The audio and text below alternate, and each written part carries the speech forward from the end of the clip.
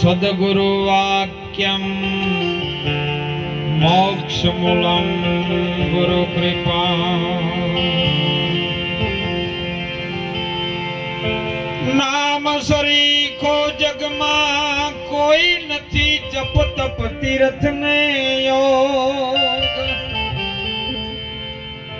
નામે જોને પાતક છૂટે નામે નાશે મહારો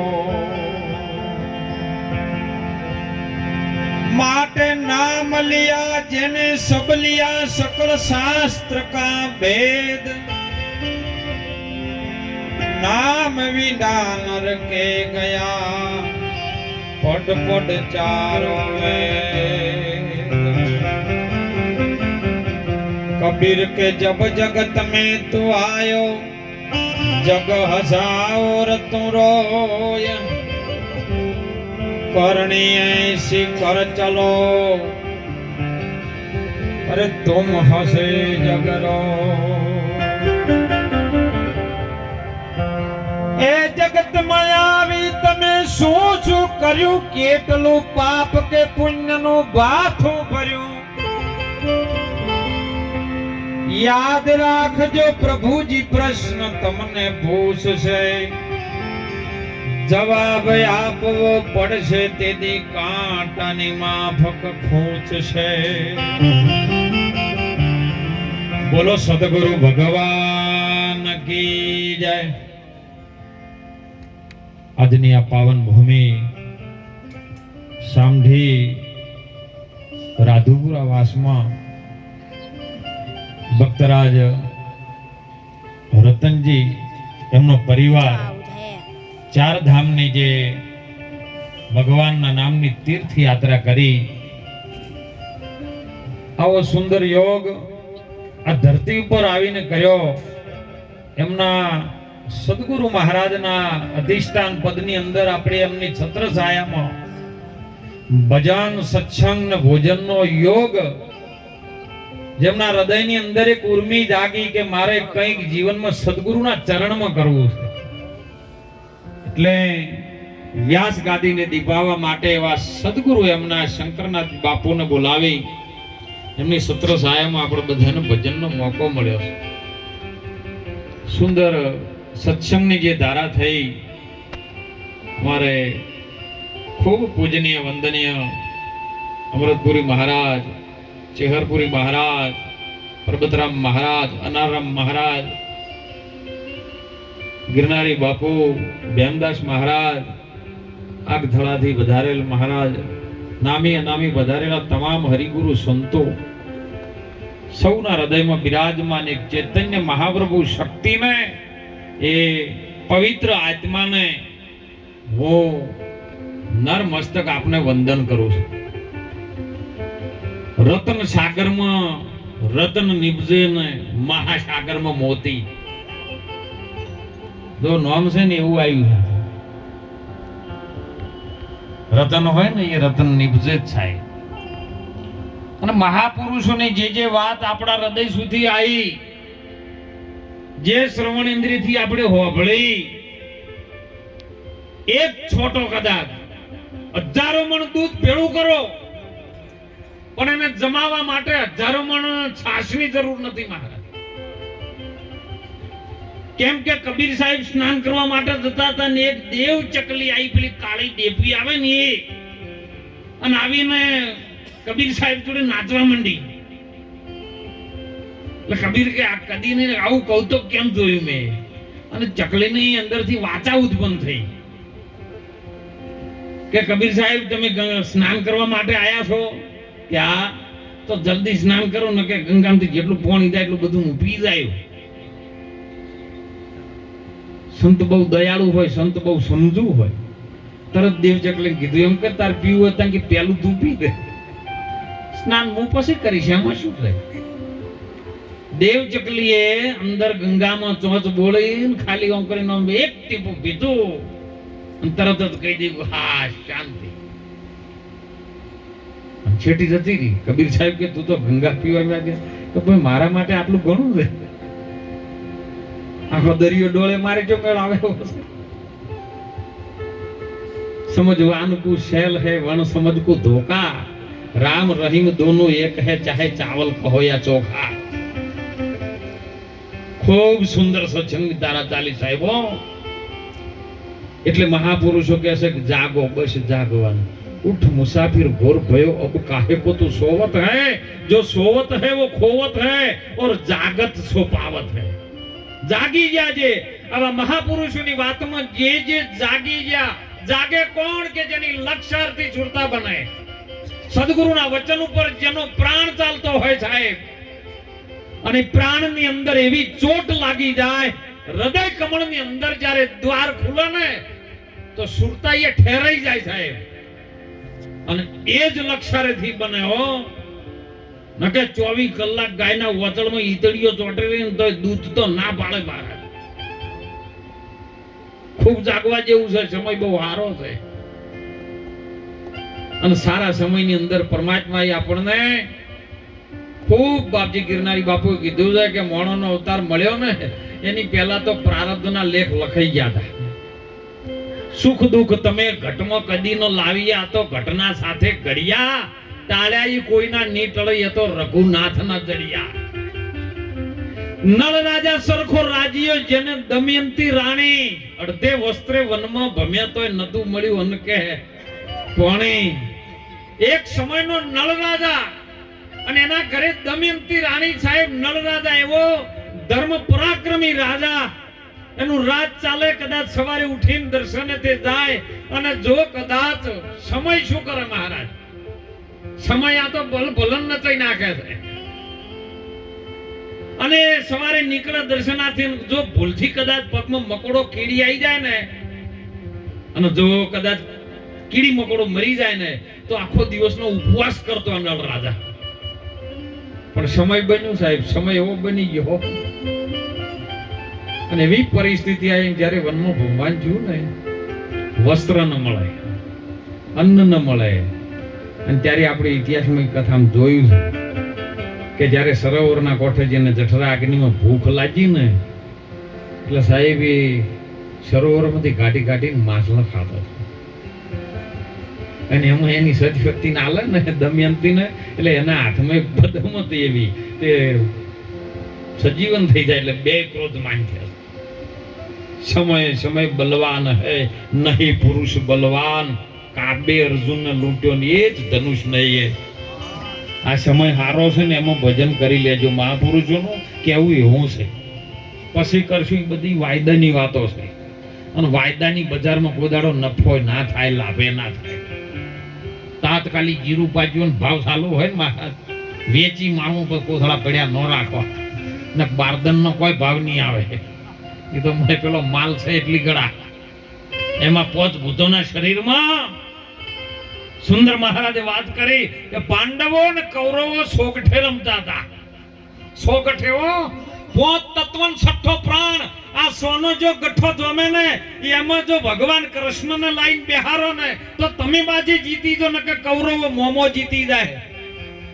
ઈ મહાપુરુષોની વાત સંતોની વાત અનાદિકાળથી ચાલી આવતી જગાડવા માટે અનેક જીવોને આવા સાધુ મહાત્માઓ મહાપુરુષો વારંવાર પોકાર કરીને જીવને ટકોરા મારે ને ભાડો ખર્ચો એટલો બધો ન પાકે હો એ તો અગ્નિ અડતે પર જેટલા ઠેડાઈ જાય જેટલા કાળા થઈ જાય જેટલા રેતમાઈ જાય કોકમાં પાચી જાય સવારામ બાપા આપણા બોલે સાહેબ કે અડગ આસન ને અમર સે કાયા અવધ સે ગુરુજી નો બોલ સવારામ બાપો કહે ફૂલકરજી ચરણે આવા તો કરોડે નર કોક જો મળી જાય અને જો કોક મળી જાય સદગુરુ હાથમાં આવી જાય સદગુરુ ભેટી જાય તો પછી મહાપુરુષો સદગુરુ એવું કહે છે તમે ભજન ના રે ભરોસે રેજો એ અંતે નારવો પસે અમર બીજક પછી જેને હાથમાં રાજો એ એને કાળ કેમ કરી રોપશે રે તમે ભજન ના રે ભરોસે રેજો ભરોસો ભજન નો રાખજો સાહેબ તમે જેની પણ પૂજા આરતી કરતો તો ભરોસો રાખજો જો તમારો ભરોસો ને વિશ્વાસ એક જ થાતા બેસી જાય ને તો તમારે ધારવું તો ચૂડેલમાંય તમને પ્રસન્ન થઈ જાય. બોલો એના વેહે આઈને કામ કરાવી દો. પણ જતા જતા જતા જતા કરતા કરતા કરતા તો પોતાના આત્મતત્વની ખબર પડી જાય પછી કોઈ કરવાનું રહેતું નથી. હો હાલ તો લગ્નનો સમય બહુ ચાલે, પ્રતિષ્ઠાઓનો ચાલે, ભજનનો ચાલે. પણ હમણાં મારા ગામમાં સાહેબ વરરાજા પૈણીને આયા. હું કહું છું વરરાજાનું લગ્ન થાય ને એટલે જો સુધી જોઈન ચાલુ હોય, પૈણવા જવાનું હોય હોમા ગામમાં, એટલી ઘડા તમે પેલા ઢોલવાળાને દરદડિયાવાળાને મહારાજ પૈસા આલ્યા કરો, લે 500 વગાય. આજુબાજુ ગામમાં ભળાવું જોઈએ કે લગ્ન થાય. પેલા બજારા ઢોલવાળા પીતા હોય, ટેલિયો મારતા હોય, લે ને 500 તું તારે હારા મોયલો લાઈન પી, પણ જોર જોરથી વગાડવાનો છે.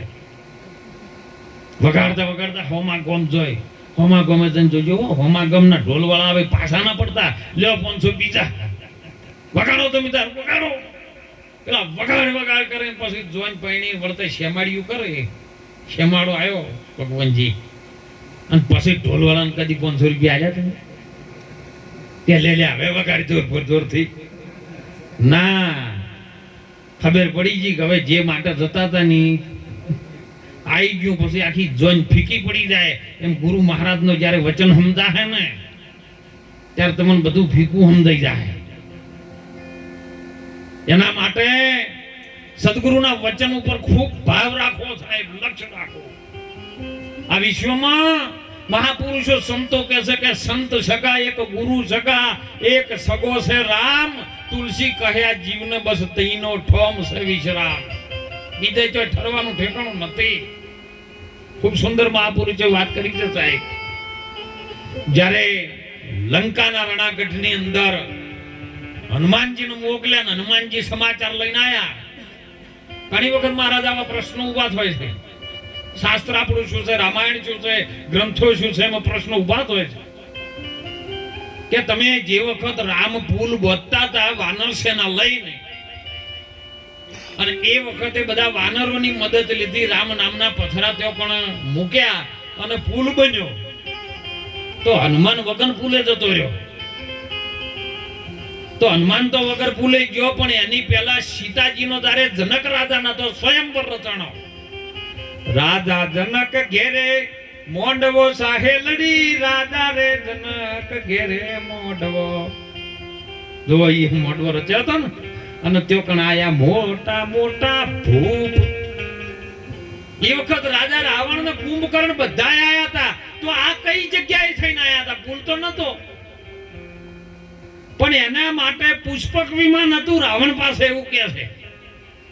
તો એ વખત ડીઝલ ને પેટ્રોલ ની ગોત નથી, તો અત્યારે વળીને પાછું નથી આવ્યું. ડીઝલ ના જોવે, પેટ્રોલ ના જોવે, સીએનજી ગેસ ના જોવે, સોલાર લગાડો એટલે એરોપ્લેન ઉડે લ્યો. આવ્યું છે એનું ઈદ સૂર્યના કિરણ થી ચાલતું જ તું સાહેબ આ બધું. પણ જ્યારે બધા ભેળા મળીને બેઠા છે, પુલ બધાને ગોત કરી કે આપણે જવું છે, એટલે ભગવાન રામે કીધું કે ભાઈ પુલ બોધા ખરા, પણ પેલા મુહૂર્ત આપણે ભગવાન શિવનો ભગત છું, મારા ઈષ્ટદેવ શિવ છે, એનું મારે અનુષ્ઠાન કરવું પડે, એની પૂજા પાઠ કરી અને પછી મારે લંકામાં જવાનું. ત્યારે કીધું કે આપણે આ શિવનું પૂજા કરવી હોય તો એવો કોઈ ભગત જોઈએ, એવો કોઈ આચાર્ય જોઈએ. એના માટે તો કે કોણ છે? તો જાંબુવનજી કીધું કે મારા મિત્રનો દીકરો છે, જો તમે કહો તો હું લાવવું હોય. એ કોણ કે આપણે જેના માટે જઈએ છીએ ઈયો જ છે. બોલો. અને એના સિવાય બીજો કોઈ શિવ ભક્ત હાલશે ને? મહાન જ્ઞાની છે, 100 શાસ્ત્ર ભણેલા છે, 18 પુરાણ જેને ભણેલા છે, વેદ 4 ભણેલા છે, અને પાછો પરમ ઉપાસક શિવનો છે. એના જેવો બીજો કોઈ છે ને? તો કે લાવ, વિધિ વિધિ કરાવવાની. જાંબુવનજી લાયા. બોલો ઈ સમય જઈને લઈ આયા. કો લાઈન મેલ્યા, બેઠા રહ્યા, વાત કરી. રાવણજી તમારે આવવાનું. ઈ ટાઈમે ભગવાન શિવે દરિયાને કીધું કે તમે મારે ગાલો.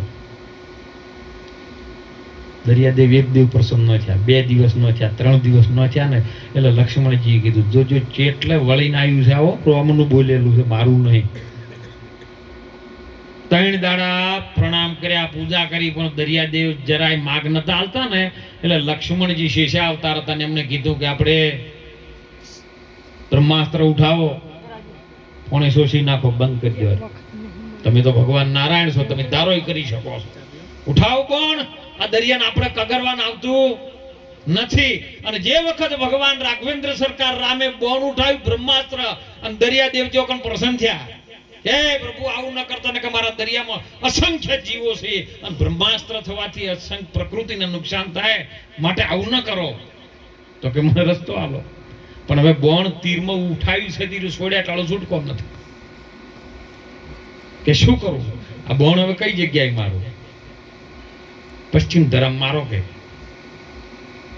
પશ્ચિમ ધરામ માર્યું અને એક બધી બંજર જમીન કરી નાખી સાહેબ. ત્યારે માં ધરતીની અંદરથી પોકાર આવ્યો છે કે હે પ્રભુ રામ, હે નારાયણ, તમે આ પશ્ચિમ ધરામ બોણ માર્યું, મારો શું વાંક ગુનો હતો કે આવી મારી ધરતી રમણ ભ્રમણ કરી નાખી? કે જો કળયુગમાં એવો સમય આવશે ને લોકો દોડી દોડીને નેજો લઈ લઈને અહીંયા આવશે. અત્યારે સમય આવ્યો, પણ એ સમયે લક્ષ્મણજીનો ક્રોધ નતો ઉતર્યો કે 3 દાડા કગરવા થતા આવ્યા, હવે દર્શન આવે છે. જાણે એ વખત લક્ષ્મણજીએ શ્રાપ આલેલો છે, રામાયણમાં બોલેલું છે કે જો આપણે ક્ષત્રિય કુળના હતા, પણ ક્ષત્રિયનું કેવું આવ્યો નહીં મોન્યો ને, જો હું ક્ષત્રિય સમાજનો શ્રાપ આલું છું કે તમારે જ્યારે ન્યાય ગોતવો છે ને એ દારો તમે હજારો સભાઓ કરશો તો તમને ન્યાય નહીં મળે. અત્યારે ઈનું શું છે? એટલે મહારાજે કીધું ઘણું દોડ્યા દોડ કરવાનું નહીં. ભજન તમારે કરવું હોય ને તો કોઈની અશાંતિ તમે ન દોડશો.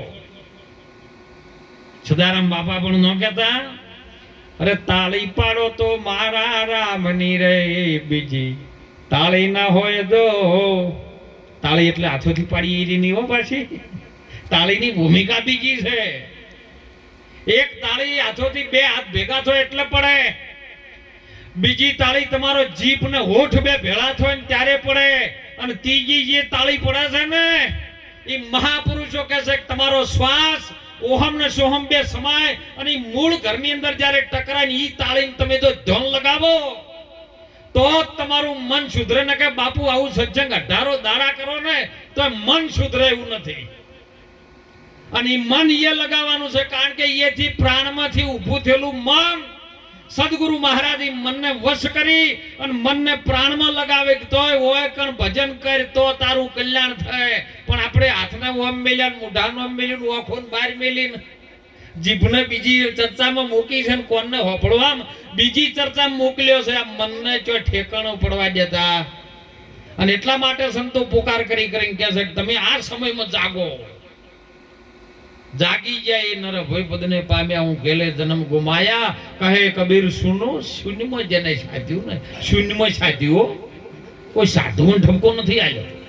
કહે કબીર જેને શૂન્યમાં સાધ્યું, અને શૂન્યમાં જ છે હોય જે છે બધું. શૂન્ય એટલે પોલું નહીં, શૂન્ય એટલે ભરે જ છે. કારણ કે શૂન્ય તો શબ્દ, શૂન્યમાંથી સંસાર રચાયો છે, એ શબ્દમાંથી જ બધું આવ્યું છે. પણ શબ્દ છે પોલો, શબ્દની અંદર તમારી શુરતા જાય, બહાર નીકળી જાય ને તો ભજન થઈ ગયું, તો તમે કાળ ત્રણેયને જીતી લીધા ને કહી ગયું બધું ખરાબ.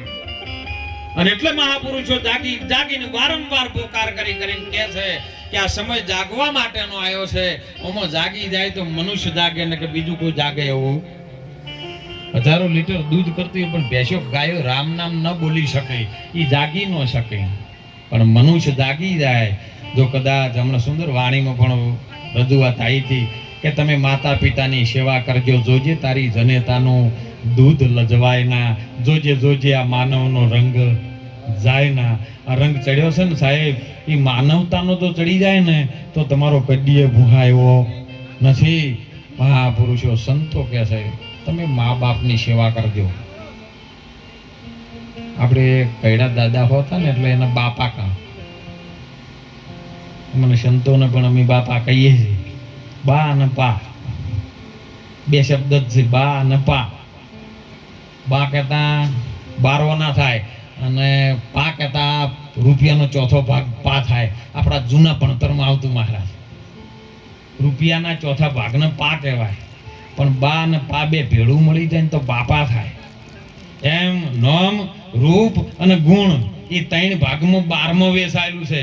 અને એટલે આપણે રોમાપીરના ભજનમાં નહીં કહેતા, અરે બારે બીજના એ ધણીને સમરો નકલંગ છે નેજાધારી ભજનના વાગે છે ભડાકા વામાં ભારી રે ઓ રે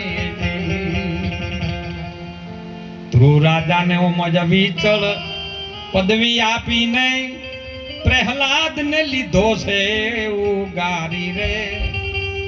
સંધ્યા ટોણે દૈત્ય સંહાર્યો અને હરિએ નૂર વધારી. એટલે અડધા વળી એમ કે છે નખ વધાર્યા છે. નૂર એટલે પ્રકાશ થાય. અને મહાપુરુષો સંતો જ્ઞાનનો જ્યારે પ્રકાશ થાય ને એટલે હરણ્યકંશનો નાશ થાય ને. પ્રકાશ જેની અંદર આત્માનો જ્ઞાનનો પ્રકાશ થાય. જો રતનજી સાહેબે 4 ધામની યાત્રા કરી, એમાં ગંગામાં ડૂબકી લગાવી. પણ ગંગા 3 પ્રકારે. એક ગંગા છે ને એ કાશી ઘાટી તમે જો ને એ ગણત કદાચ સ્નાન કરો તો તમારા શરીરનો ઉપરનો મેલ દોરાય. શરીરનો મેલ દોરાય. એક ગંગા છે ગત ગંગા છે તમારા વ્યવહારનો મેલ હોય તો કદાચ ધોવે. પણ એક જો સંતોના સભામાં આવો ને અને કદાચ સદગુરુની વાત તમે એક લક્ષાર્થી વભળો ની જ્ઞાન ગંગામાં જો મન નાય ને તો દાર્યો મેલ ઉતરે એવો છે નથી ઉતરે એવો સાહેબ. અને એટલે મહાપુરુષો સંતો આપણા ભારતના ઋષિ મુનિઓ સાહેબ વારંવાર જીવનની અંદર જેમણે હજારો વર્ષ તપ કરીને આપણી સમક્ષ એવા વેદ શાસ્ત્ર પુરાણ ગીતા ભાગવત રામાયણ આવા બધા ગ્રંથો મૂકી આપણને એક સમજણ રૂપી ગ્રંથો મૂક્યા છે. એમાં તમે ધ્યાન રાખજો. હું તો ખાસ વિનંતી કરું છું. ખૂબ સત્સંગ થયું છે સાહેબ, પણ તમારા બાળકોનું ખૂબ ધ્યાન રાખજો. ખૂબ શિક્ષણ પ્રાપ્ત કરાવજો.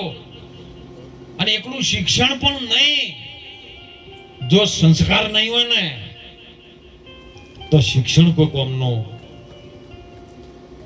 તમે જ્યારે કોઈ ધર્મ સભા કરો, જ્યારે કોઈ આયોજન કરો ત્યારે કોઈ સમજુ સંતોને સાથે લઈ અને સંતોનું મત શું કહેવા માંગે છે એ ભેળું રહીને જો કદાચ લાવશો ને તો જ પ્રગતિ આવશે ને કે નહીં આવે.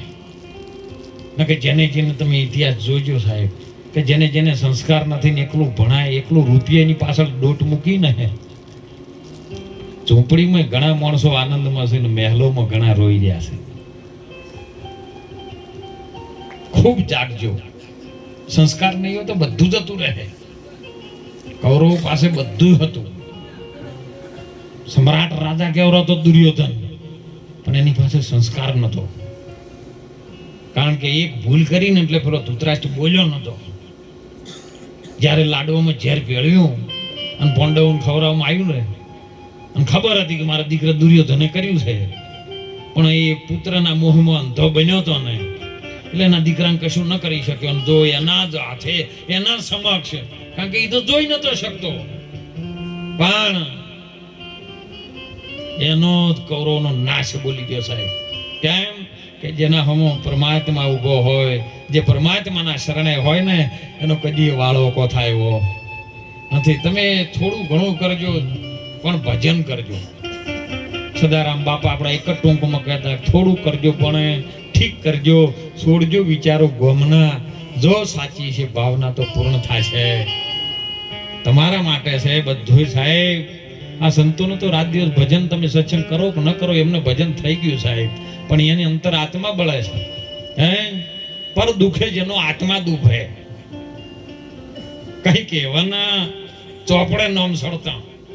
કેમ કે કદાચ આ મળ્યું છે ગુરુની કૃપાથી મળ્યું છે, પરમાત્માની દયાથી મળ્યું છે. એ કદાચ જીવ સુધી પહોંચી જાય. પામર કોઈ જીવ હોય, અધોગતિના માર્ગે જતો જીવ હોય અને કદાચ સંતોની વાત, શાસ્ત્રોની વાત જો એના મનમાં આવી જાય, એના હૃદયમાં જો આવી જાય તો એ જીવને એક સાચી દિશા મળે અને પછી દશા ને દિશા બે બદલાઈ જાય. એટલે આનંદને અને આનંદ કરવા માટે સંતો રાત દિવસ, એક દિવસ ખાલી ના હોય જેમને ઉજાગરો ન, પણ ઉજાગરા અને જાગરણમાં પરિવર્તન કરી અને આવા સંતો આપણને કહે છે ને હાલ પ્રગટમાં છે એમનું માનજો હો. ને કે પછી પાછળથી મોટા ફોટા મેલશો ને તો કોઈ મેળ આવવાનો. ડિલિવરીનું બેનને દુઃખ ઉપડ્યું હોય